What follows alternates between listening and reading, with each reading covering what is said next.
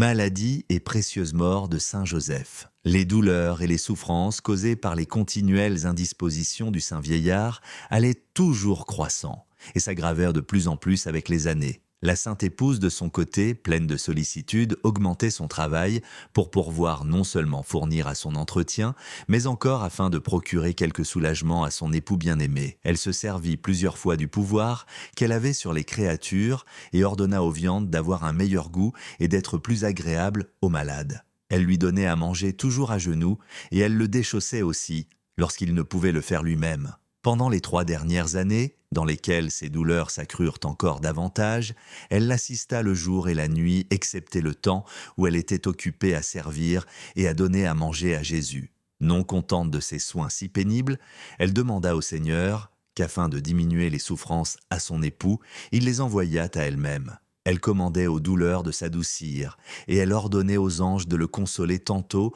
en lui apparaissant en forme visible, tantôt en s'entretenant avec lui des perfections de Dieu, ou en lui faisant entendre de célestes mélodies. Il y avait déjà 8 ans que Dieu éprouvait par diverses maladies la vertu du saint patriarche pour sa plus grande récompense lorsque la Sainte Vierge, voyant que le temps de sa mort approchait, pria son divin Fils de vouloir bien l'assister à ce dernier moment si dangereux. Le miséricordieux Jésus lui promit non seulement de l'assister, mais de l'élever à un rang si élevé que les anges même en seraient ravis d'admiration. En effet, les 5 derniers jours de sa sainte vie, il ne s'éloigna jamais de son côté, ni le jour, ni la nuit, à moins que la douce reine n'y fût présente. Pendant ces 9 jours, les anges, par son ordre, firent entendre 3 fois le jour des chants célestes dans cette petite chambre, et on y respirait un doux parfum de paradis qui ranimait et fortifiait le saint moribond. Le jour qui précéda sa bienheureuse mort, il fut ravi en une extase qui dura 24 heures, le Seigneur augmentant ses faibles forces pour la supporter. Il vit clairement dans cette extase l'essence divine, et tous les mystères de l'incarnation et de la rédemption qu'il avait cru jusqu'alors lui furent découverts sans voile. La très sainte Trinité le nomma son messager pour annoncer au Saint-Père des limbes leur prochaine rédemption. Revenu de son extase, le visage tout resplendissant, il demanda la bénédiction à sa sainte épouse. Mais l'humble reine, au lieu de le bénir, pria son divin Fils de le faire. Ensuite, elle se mit à genoux et pria son époux de la bénir. Et après avoir reçu sa bénédiction, elle baisa sa main avec respect. Saint Joseph demanda pardon à sa sainte épouse du peu d'égard qu'il avait eu pour sa dignité et pour ses mérites, et la pria de l'assister à ce dernier moment. Il s'adressa ensuite à son fils et le remercia de toutes les faveurs qu'il avait reçues d'eux. Sa main libérale et dans sa maladie en particulier, il fit tous ses efforts pour se mettre à genoux, mais Jésus, qui était à ses côtés, le pressa dans ses bras, dans lesquels sa très sainte âme s'exhala au milieu de saints entretiens. Le Seigneur ferma lui-même ses yeux de ses divines mains. Aussitôt qu'il fut mort, les anges firent entendre une céleste harmonie dans cette sainte maison, et la Sainte Vierge leur commanda de conduire cette grande âme au limbe où étaient les saints pères. Elle prépara le saint corps pour être enseveli, elle-même l'enveloppa de ses propres mains et le Seigneur le revêtit d'une splendeur admirable. Il faut remarquer que la mort de ce saint patriarche ne fut pas causée seulement par ses grandes et particulières maladies, mais le feu ardent de la charité concourut encore à la lui donner. Son cœur était consumé de feu si ardent qu'il fut conservé plusieurs fois en vie par miracle. Dieu donc, suspendant son concours, la nature ne put résister à la force des élans de son amour, et le lien qui tenait uni son âme sainte à son corps fut rompu. Ce genre de mort fut plutôt le triomphe de l'amour divin que la peine du péché originel. Saint Joseph mourut à l'âge de 60 ans.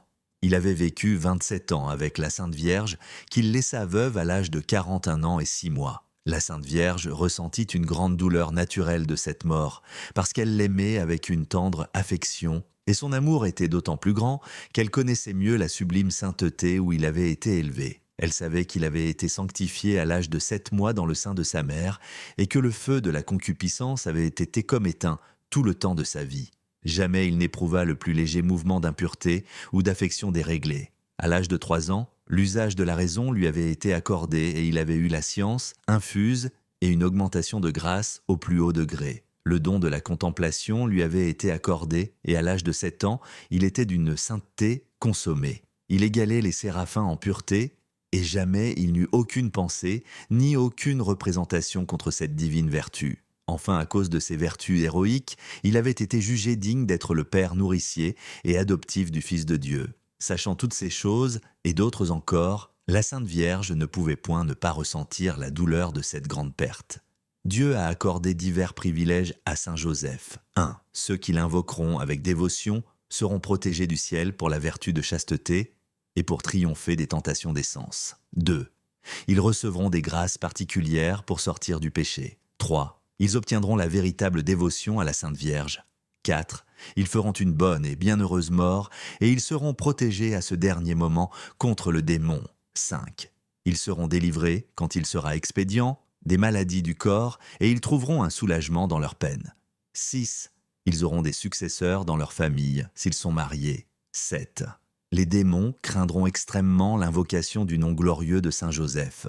Après la mort du Saint Patriarche, la Sainte Vierge connut que Dieu voulait que désormais elle s'occupât moins au travail des mains, mais qu'elle s'adonnât davantage aux exercices intérieurs, car quelques heures de travail par jour suffisaient pour son entretien. Dès ce moment, elle devait restreindre sa dépense à un très léger repas par jour, puisque le motif de manger 2 fois avait cessé, qui était de tenir compagnie au saint vieillard. Elle suivit aussitôt exactement cette manière de vivre, conformément à l'ordre du Seigneur, et plusieurs fois elle ne mangeait que du pain, et seulement le soir. Le respect et la vénération de la Vierge Mère pour son divin Fils furent toujours très grands. Néanmoins, après la mort de Saint Joseph, son chaste époux, ils augmentèrent encore, particulièrement par les actes extérieurs. Se trouvant alors seule avec les anges, elle se prosternait souvent à terre jusqu'à ce que Jésus lui ordonna de se lever. Elle lui baisait fréquemment les pieds et les saintes mains, et elle lui présentait toujours la nourriture à genoux. Elle eut avec ses anges de saints débats, d'humilité, parce qu'elle voulait faire toutes les actions humbles et basses de la pauvre maison, comme balayer les chambres et laver la vaisselle, mais les anges la prévenaient souvent pour remplir aussi leur emploi de fidèles serviteurs de leur reine. À la vérité, lorsque la Sainte Vierge les priait de ne point le faire, ils lui obéissaient aussitôt. Elle était très attentive à tout ce qu'elle voyait faire à son divin Fils. Et comme Jésus, en considérant l'ingratitude des hommes et en voyant que plusieurs se perdraient, quoiqu'il offrît sa vie pour eux, s'affligeait extrêmement jusqu'à suer plusieurs fois du sang.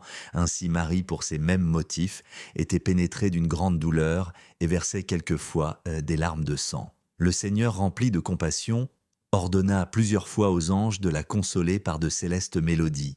D'autres fois, il la soutenait dans ses propres bras. Elle connut aussi plusieurs prédestinés, principalement les apôtres, les disciples et les fidèles de la primitive Église. Aussi, quand elle vit ceux qui suivaient le Rédempteur, elle les connaissait avant de leur avoir parlé, et déjà elle avait prié pour eux.